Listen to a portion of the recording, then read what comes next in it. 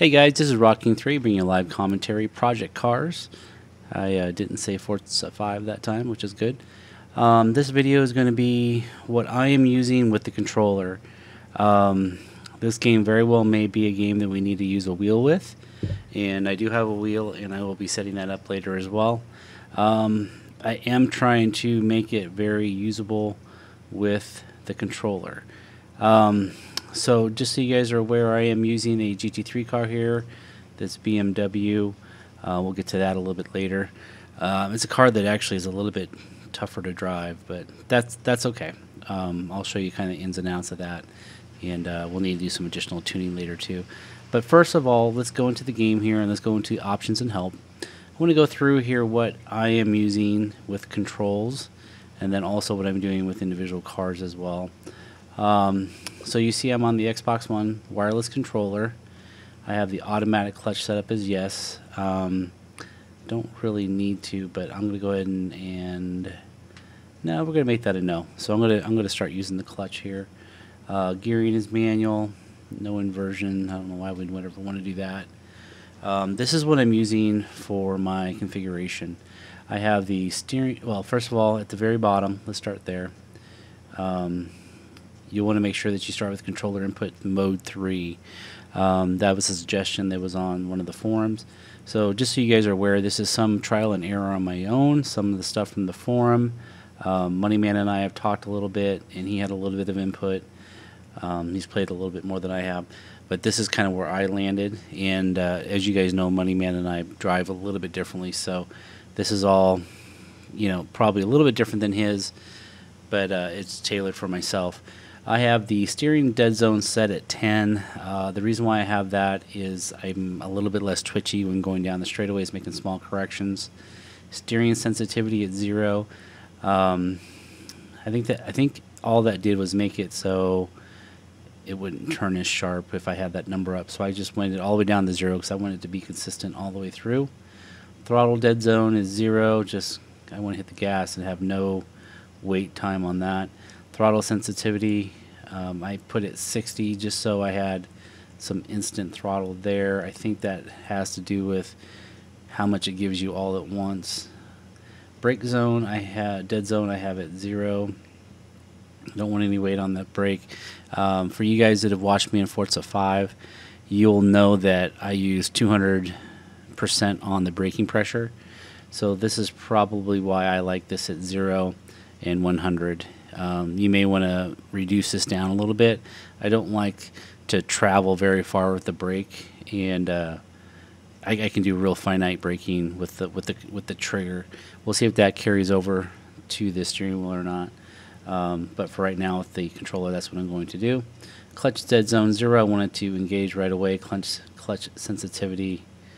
I'm actually not even sure what that would do. Dead zone would be instant. How much clutch it gives you right away, maybe? I'm not sure. Speed sensitivity, I have it 75. I played with that anywhere between 60, I think 55 and 80, and found that 75 worked out pretty well for myself.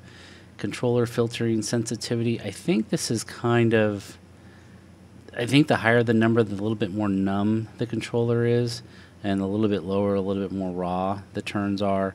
And what I mean by being raw, just a little bit more herky-jerky. If that's a good way to say that, I'm not sure.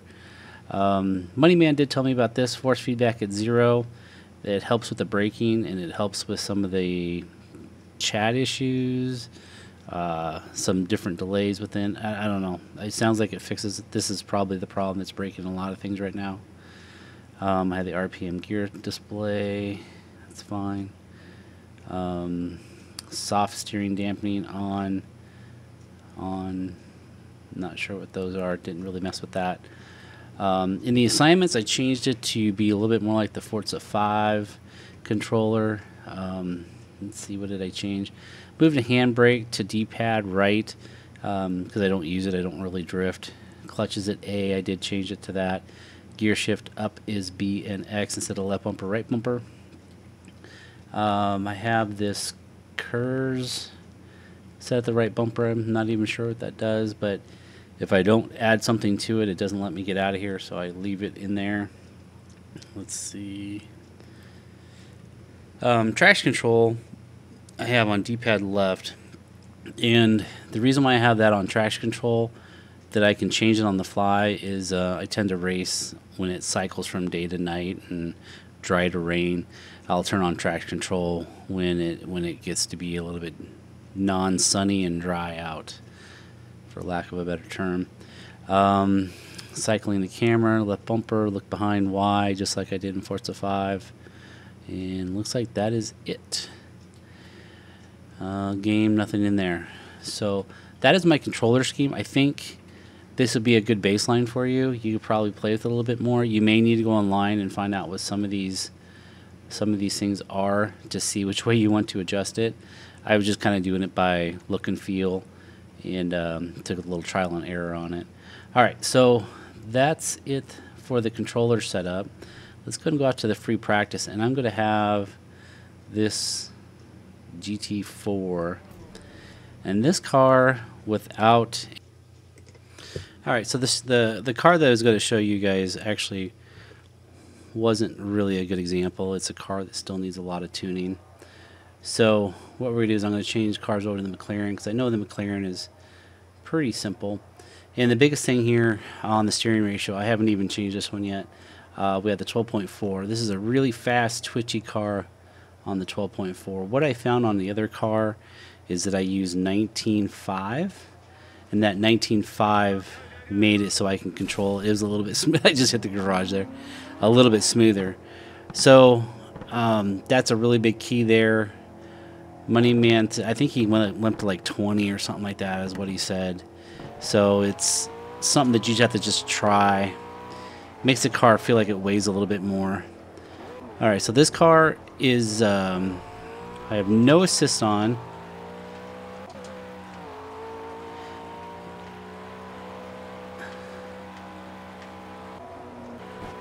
The tires are still a little bit cold, so we're going to take this first lap a little bit easy.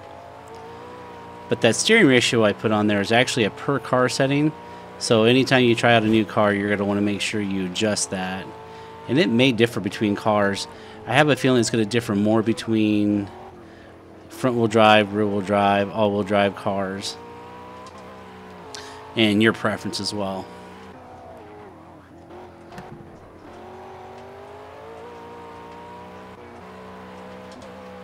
Alright, we're getting there. We're going to do 2 full laps here.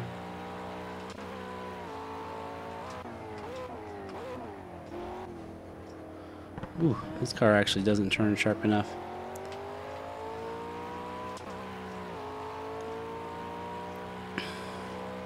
So even though I moved that to 19.5, that was because of a BMW that I was driving. Because it was very twitchy. Ooh, hello.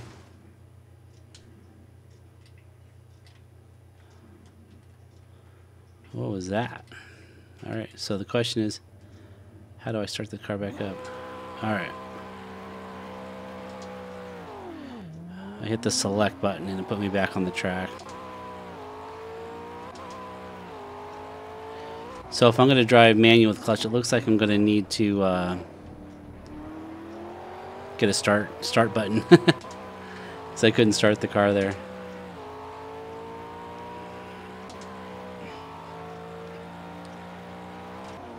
All right, a second lap. We're going to take it a little bit quicker.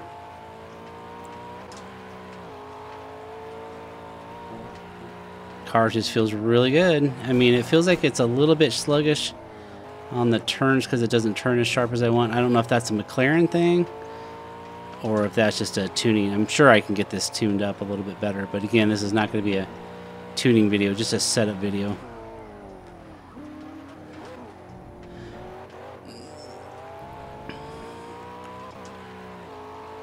In the near future, you're going to also see a tuning video. Oops. A setup video with the steering wheel, because I'm going to get a steering wheel set up here too. Ooh, car does not like slow.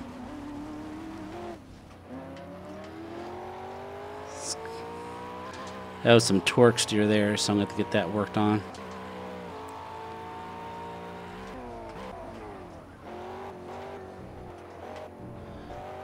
There we go. That was better.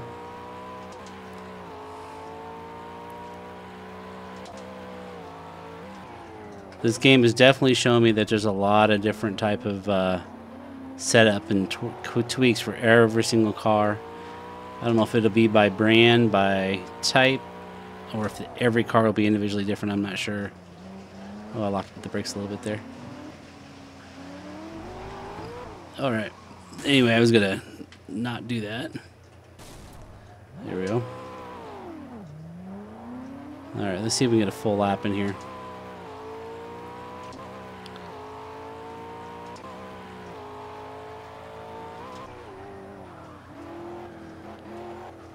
I will admit, before all these setting changes and all these differences, this car was kind of undrivable.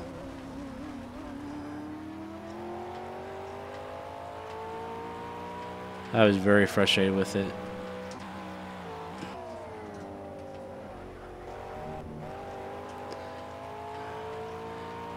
And even though I'm not driving very well yet, it's a lot smoother than what it was. Now, I don't know if you guys are aware, but Project Cars has working on a patch trying to get some of these things fixed. So I don't know if it's going to completely change again once we get the patch.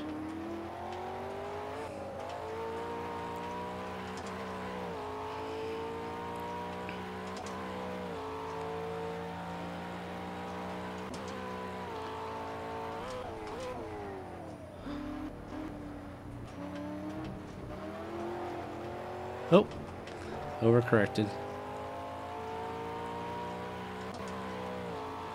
Now from here, it's just getting used to the cars, getting some things tuned.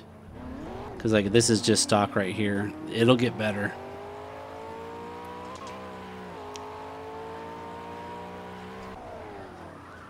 So I'm going to leave that in there that I struggled a little bit. Just because I want to let you know this is not perfect. This is going to be a work in progress. And I will keep sharing that information with you guys. Thanks a lot for watching. Hope this helps. Catch you next video. Later.